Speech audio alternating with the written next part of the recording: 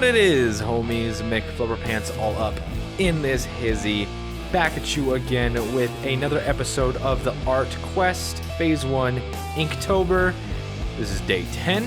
The prompt for day 10 was Crabby, and it took me so long to come up with an idea for this drawing. I was originally going to do like some kind of crab-related pun or something relating to the you mess with the crabbo, you get the stabbo meme, but I couldn't really figure out something that I was like passionate about, I guess. And on top of that, I'm not very good at drawing crabs, I found out when looking at crabs. I was just like, oh, that's a lot of detail I'm not going to be good at. So I decided to go with what Crabby means, which is angry, and I decided to draw something that makes me angry, makes me furious, and it's when I'm trying to open the jar, and the jar won't open, and that's my job!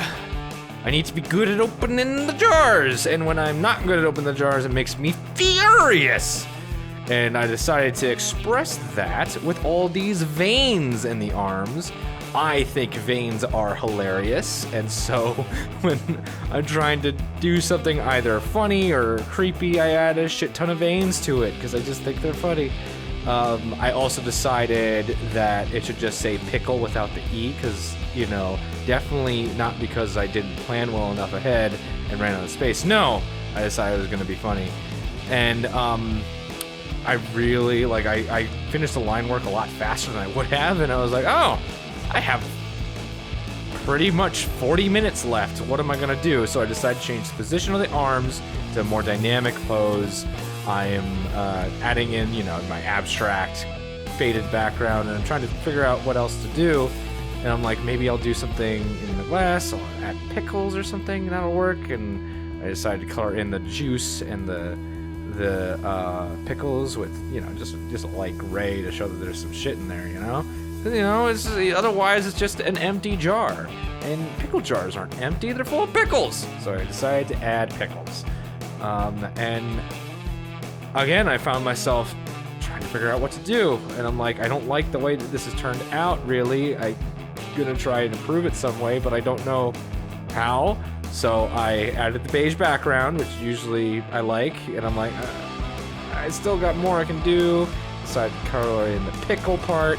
And this is just an example of me, starting a drawing, having an idea for the beginning, and then having no idea what I'm gonna do for the end. I run into that all the time when I'm trying to do unprompted art, and the fact that I still ran into it while doing prompted art tells you a lot about me as an artist. And here I am just staring at it, and it's just like, what can I do?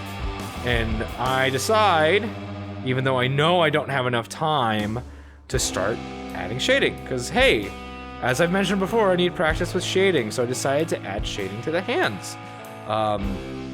And, not very good at shading. Still figuring out shading, so this one hand took me the rest of the time limit. I did not have time to do the other hand, and that's okay.